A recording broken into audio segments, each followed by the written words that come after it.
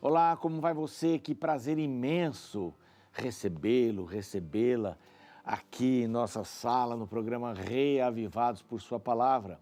Estamos todos os dias aqui às 6 da manhã, recebendo você na telinha, não é? E estamos também no YouTube e às 6 da manhã o programa novo é disparado.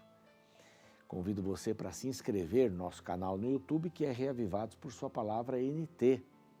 É bem simples, mas esse NT aqui no final é importante, é o canal oficial da Novo Tempo. Ali você encontra toda a Bíblia gravada. Você pode copiar o link do canal e enviar para os seus amigos, copiar o link do capítulo e enviar também para os seus amigos. Espero você lá em nossa família do Reavivados no YouTube. A gente pede orações, ora por um, aconselha outro, recebe aí sugestões, é muito legal. Estamos também no Deezer, no Spotify, de Gênesis 1 até o capítulo de hoje. Estamos no NT Play e convidamos você a nos acompanhar em uma destas plataformas. Graças aos Anjos da Esperança, que nos apoiam com suas doações, nós podemos chegar no mundo inteiro, em português e espanhol, pregando a palavra de Deus, anunciando o reino de Deus, através de programas de diversos matizes, você sabe disso. Se você quer se tornar um anjo da esperança, é muito simples, basta mandar uma mensagem para este WhatsApp que aparece aqui na tela. E os Anjos da Esperança e a Rede Novo Tempo têm o prazer de apresentar para você essa revista, a revista Esperança Novo Tempo, é um guia de estudo da Bíblia, e o título desta é Mente Feliz. Olha, são temas incríveis. Saída para a ansiedade excessiva é um dos temas, são 8 temas. E preste atenção aqui nessa primeira pergunta. Onde o salmista encontrava consolo para a sua angústia? E vem um texto bíblico, Salmos 119, 50. E comentários do Dr. César Vasconcelos, que estruturou a revista, baseou as soluções nos textos bíblicos também, tornando essa revista aqui imprescindível para você, tá bom? Então esse é um dos temas aqui maravilhosos. No final você tem um questionário, preenche, envia pelo correio ou pela internet e recebe um certificado, que é importante também, não é? Mas importante é o conteúdo dessa revista. Quer recebê-la gratuitamente? Mande uma mensagem para este WhatsApp aqui, escrevendo Mente Feliz pelo WhatsApp. Escreva lá, pelo WhatsApp, ok? E você vai ser contatado, vamos anotar seu endereço e vamos enviar pelo correio. É bem simples assim. Nós vamos para o intervalo e depois o capítulo 24 de Mateus, falando sobre a volta de Jesus, os sinais da volta de Jesus, um capítulo muito importante. Então não sai daí, a gente já volta.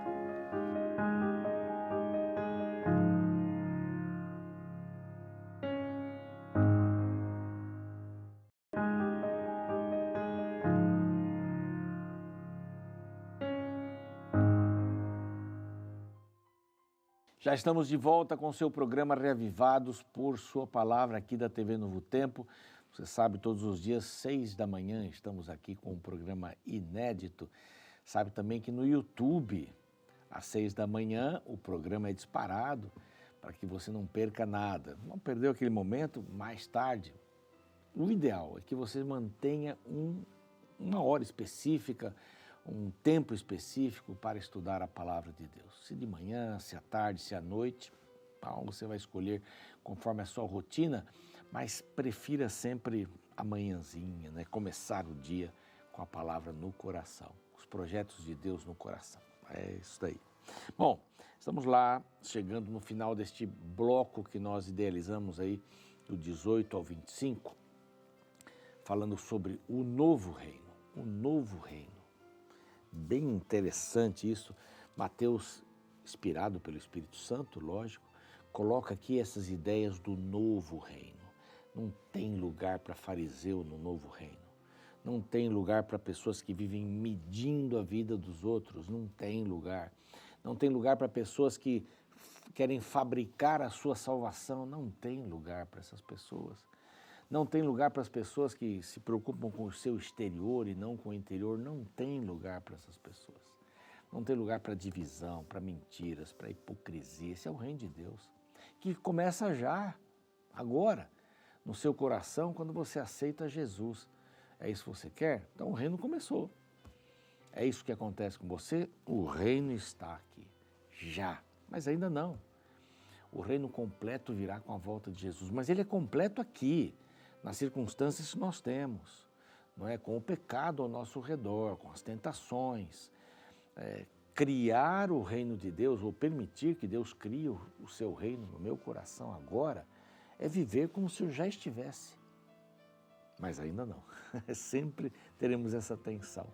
Então o reino já está aqui e pode estar no seu coração e deve estar no seu coração. E aqui, esse capítulo 24, ele vai apresentar um tema, eu sempre gosto e falei isso quando gravei a primeira vez esse capítulo aqui. O título que eu sempre dou para o 24 é Fim do Mundo e Começo do Reino. Embora o reino esteja aqui, como falei já, mas esse mundo tem que acabar para que o reino venha definitivamente. Então a volta de Jesus, o fim do mundo, fim da história desta terra, não é? O começo do fim da história dessa terra e o começo eterno do reino de Deus. O começo do reino de Deus. Jesus saiu do templo, ia se retirando. Quando aproximaram-se dele os seus discípulos para lhe mostrar as construções do templo. Olha que coisa grandiosa, não tinha nada maior naquela época assim de construção, né? No que dizia respeito a Israel do que o templo, uma coisa maravilhosa. Não era como o templo de Salomão, né?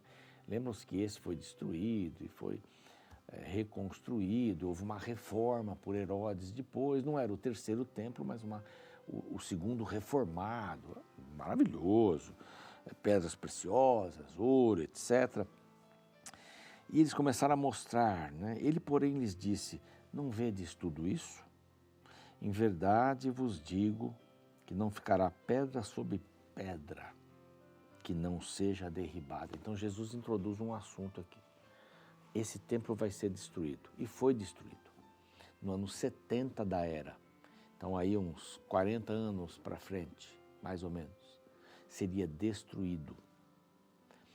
Agora vem uma conversa de dois assuntos. Prestem bem atenção aqui. Já no Monte das Oliveiras achava-se Jesus assentado, quando aproximaram-se dele os discípulos, em particular, e lhe pediram, dize-nos, quando sucederão estas coisas? Que coisas? O templo ser destruído? E que sinais, segundo o assunto, haverá da sua vinda e da consumação do século, quando tudo acabar, quando este nosso mundo de pecados tiver o seu fim?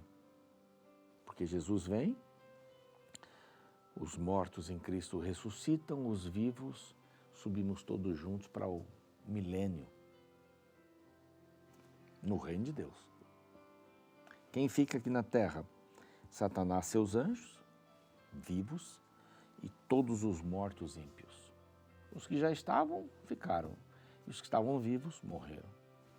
A história do pecado acabou, em termos. Ela vai acabar só depois do milênio, com a destruição, né, do mal. Mas aqui ele já diz assim, que sinal haverá da tua vinda? Que eles já estavam supondo que Jesus iria voltar. Ele tinha falado várias vezes que ele morreria, ressuscitaria, etc. Mas eles já estavam supondo quais os sinais que haverá da tua vinda e da consumação do século, do final desse período antes do milênio.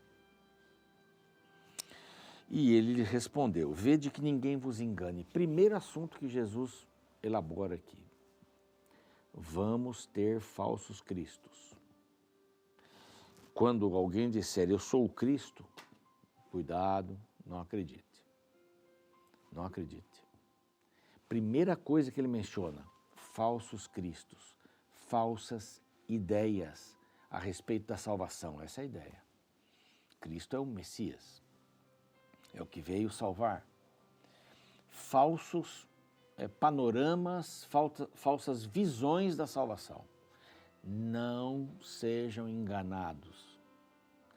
Só para a gente ter uma ideia, há mais ou menos 40 mil denominações cristãs. Algumas são bem maiores, outras são menores, bem pequenininhas. Mas parece que todo mundo quer inventar uma maneira para chegar no reino de Deus. Cada um quer dizer que tem a verdade. Alguém que tem uma denominação cristã vai dizer assim, não, aqui está a mentira, vem para cá que aqui está a mentira. Não, todos vão dizer, aqui está a verdade. E às vezes os detalhes são bem pequenininhos, são muito pequenininhos. Muito pequenininhos. Algo chamado neopentecostalismo, né? Neopentecostismo também. Né? A diferença entre as denominações é quem dirige, muitas delas. Quem dirige, essa é a diferença. Pronto. Cuidado, enganos virão. Um dos enganos hoje muito sendo propagado, teologia da prosperidade. Esse é um engano muito grande. Deus já deu a bênção para você, pegue a sua bênção. Nós não vivemos de coisas boas aqui nessa terra, materiais. Nós vivemos de esperança, Então, bom, destas coisas, a mais importante, cuidado, falsos cristos. Eu sou o Cristo e enganarão a muitos. Vocês vão ouvir de guerras e rumores de guerras. Vede e não vos assusteis, porque é necessário que isso aconteça, mas ainda não é o fim. Muitas guerras. Você pode dizer, nunca houve tantas guerras. Isso já foi falado em cada período da história. É porque as coisas aqui não andam bem. Há pessoas divergentes, há visões divergentes de como tratar, há o desejo de poder. Um vem lá e diz assim, eu sou o Cristo. Outro vem e diz assim, não, esse é o caminho, a verdade é essa daqui, não é essa. Não, a verdade, 0,01% aqui.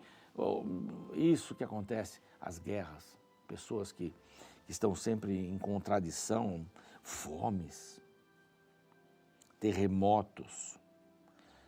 Isso é o princípio das dores. A morte dos mártires, sereis atribulados, sereis odiados por causa do meu nome. Falsos profetas enganarão a muito. E o verso 12, para mim, é uma coisa muito triste. O amor se esfriará de quase todos. Quase todos. O amor se esfriará. Hoje estamos amando árvores, importante. O mundo precisa respirar, precisa de oxigênio. Nós estamos amando rios, nós estamos amando animais, estamos amando coisas, estamos amando dinheiro, lugares, muito mais do que amando pessoas, muito mais do que amando a Deus. Deus fala da preservação da natureza, fala, e a gente tem que estar preocupado com isso, claro.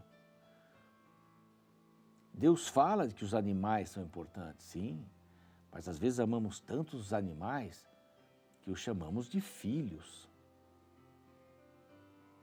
O amor vai se esfriar, as pessoas vão ficar mais ensimismadas, vão ficar mais dentro delas mesmas. Não sei se houve um tempo em que tantos kitnets, né? Pessoas sozinhas, muitas pessoas sozinhas. Não, casar-me não, mas vamos morar junto, mas casar não, compromisso não.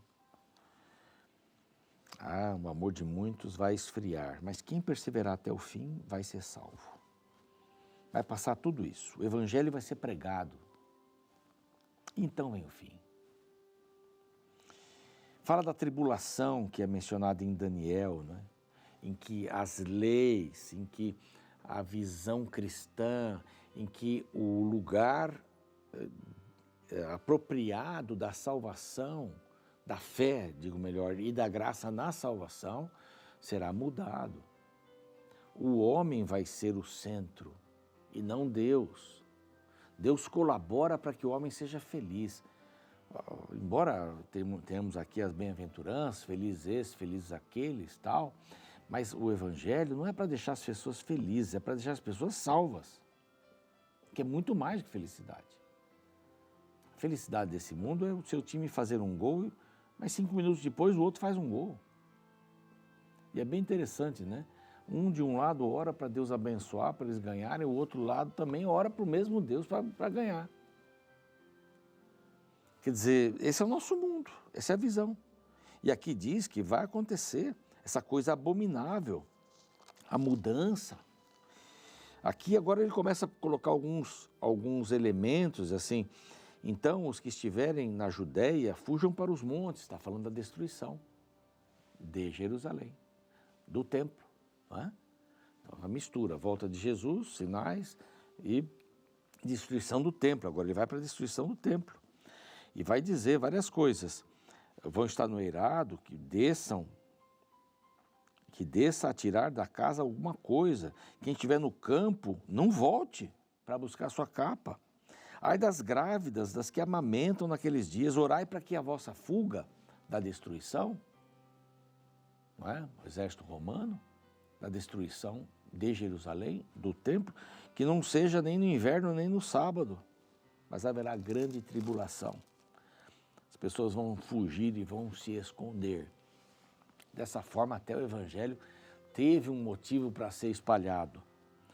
E esses dias vão ser abreviados, ele diz aqui, para que muitos não morram. Mas cuidado, olha, de novo, ele vai falar, cuidado com os falsos cristos, que operam sinais, mas vão enganar todo mundo.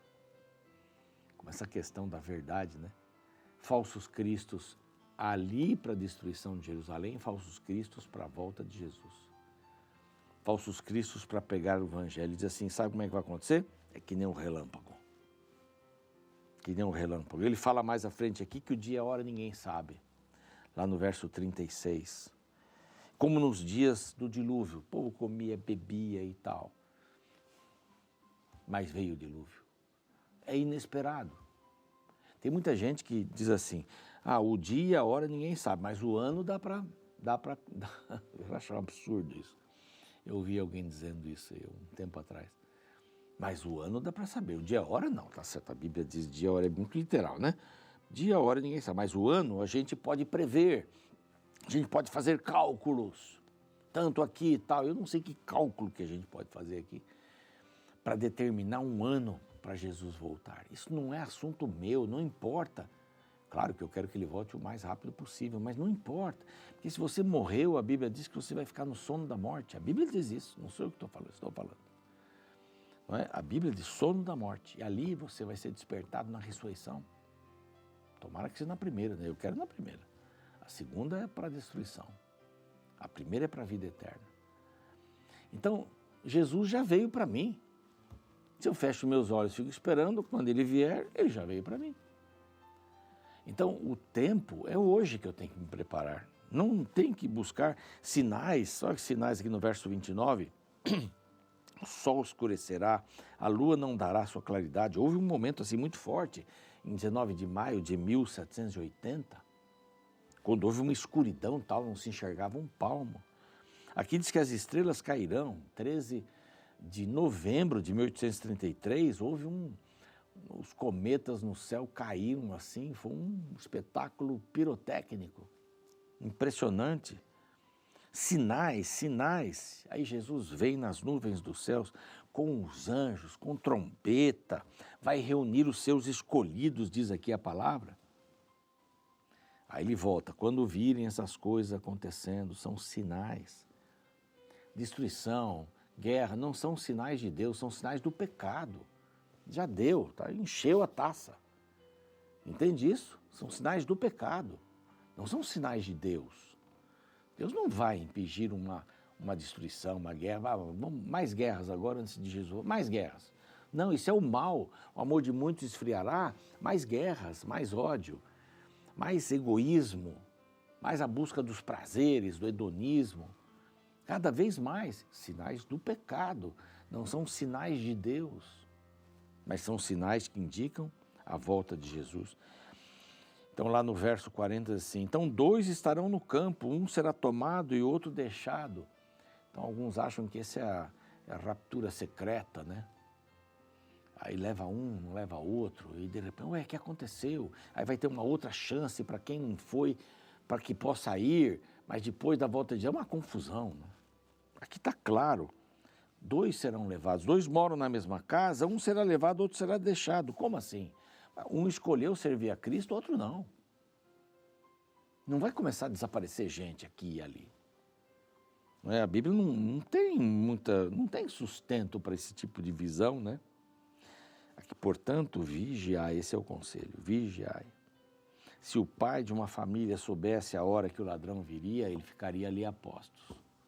Mas ele virá como o ladrão, não virá como sendo uma pessoa, um ladrão, não, mas virá como um ladrão, de repente, ninguém espera o ladrão. Se você espera, você se prepara. E ele fala da parábola do bom e do mau servo, para terminar esse capítulo. Ele diz que o Senhor foi, o servo bom, quanto mais o Senhor demorava, mais ele trabalhava ali. E o servo ruim, quanto mais o Senhor demorava, mais ele judiava das pessoas. E o Senhor não vai vir. Maltratava as pessoas. Diz assim, aí o Senhor vem e vê ele maltratando. E diz assim, você não foi um servo fiel. Você não foi. Para dar essa ideia de volta rápida, iminente. Quando? Não sabe quando vai vir o servo, ele vai voltar. Então viva hoje como um servo bom e fiel. Vamos orar, Pai querido, que tua bênção esteja sobre nós. Que vivamos como servos fiéis hoje, esperando o retorno de Cristo. Seja quando for, hoje é o dia mais importante da minha vida para tomar as maiores decisões. Ajuda-me por Cristo, amém. O programa segue, eu fico por aqui. Amanhã é o capítulo 25. Até lá.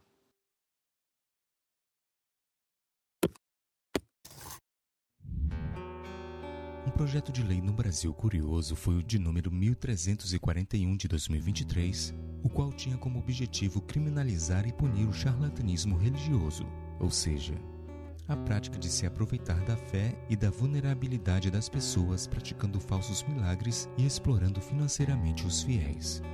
Um dos parágrafos do texto declarava que seria considerado crime de charlatanismo religioso promover, divulgar ou realizar falsos milagres, curas ou outras manifestações supostamente sobrenaturais com o intuito de obter vantagens financeiras ou de qualquer outra natureza. Se existe o projeto, é porque existem pessoas que cometem tal criminalidade. De fato, em janeiro de 2024, o site de notícias BBC trouxe uma extensa matéria desmascarando os falsos milagres do falecido pastor T.B. Joshua, fundador de uma das maiores igrejas evangélicas cristãs do mundo, a Igreja Sinagoga de Todas as Nações, em Lagos, Nigéria. Segundo a reportagem, o pastor falsificou os milagres que atraíram milhões de fiéis ao longo de quase 20 anos. Diversas pessoas que trabalharam com ele ao longo de 20 anos explicaram que quando T.B. Joshua viajava para outros países em suas turnês de cura, seus discípulos iam às áreas mais pobres das cidades em busca de pessoas que viviam na miséria. Eles contratavam essas pessoas para representar em troca de dinheiro. Antes do culto, eles informavam a Joshua em quais fileiras as pessoas pagas estavam sentadas e que roupas estavam usando, para que ele soubesse em quem deveria realizar seus supostos milagres. Assim, tais pessoas eram levadas apenas para fingir que foram curadas, enganando milhares de fiéis que acreditavam que tais milagres eram verdade. Falsos milagres é um tema que a Bíblia já advertia há muito tempo atrás. Veja, por exemplo, o capítulo 24 do livro de Mateus. Esta seção contém um diálogo de Jesus com seus discípulos, no qual são apresentados os sinais que estariam presentes no fim do mundo. Em seu discurso, Cristo apresenta sinais militares, como guerras e conflitos entre nações. Também são citados sinais naturais, como terremotos, e os sinais sociais, como falta de amor, ódio e fome. Porém, me chama a atenção os sinais religiosos apontados por Jesus. Perceba a preocupação de Cristo contida nos versos 5, 11 e 24.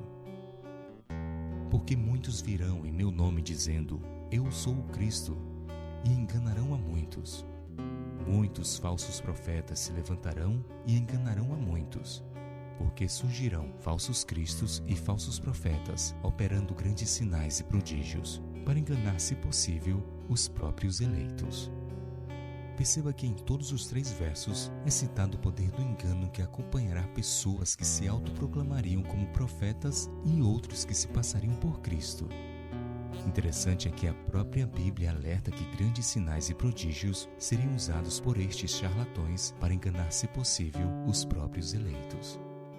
Você percebe como em assunto de religião, você não pode seguir um pretenso líder religioso só por causa dos milagres que ele diz fazer? Cuidado, falsos profetas fazem milagres. Se você não quer ser enganado, não escolha sua denominação baseado apenas nos prodígios que ela faz, mas avalie o que ela ensina.